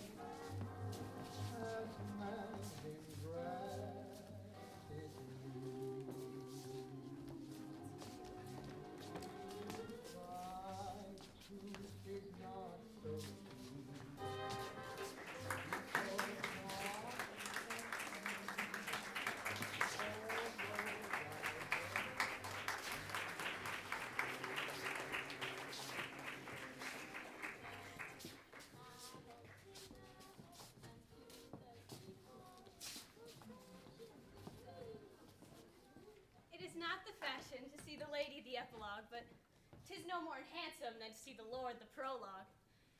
If it be true that good wine needs no bush, then 'tis true that a good play needs no epilogue. Yet to good wine they do use good bushes, and good plays prove the better with the help of good epilogues. What a case am I in that am neither a good epilogue, nor can insinuate with you in the behalf of a good play? I am not furnished like a beggar, therefore to beg will not become me. My way is to conjure you, and I will begin with the women. I charge you, O women, for the love you bear to men, to like as much of this play as please you. And I charge you, O men, for the love you bear to women, as I perceive by your simpering, none of you hates them, to like as much of this play as please you. If I were a woman, I would kiss as many of you as had beards that please me, breasts that I defied not, and good faces. Yet for my kind offer, I am sure as many of you as had good faces or good beards or sweet breasts will, for my kind offer, when I make curtsy, bid me farewell.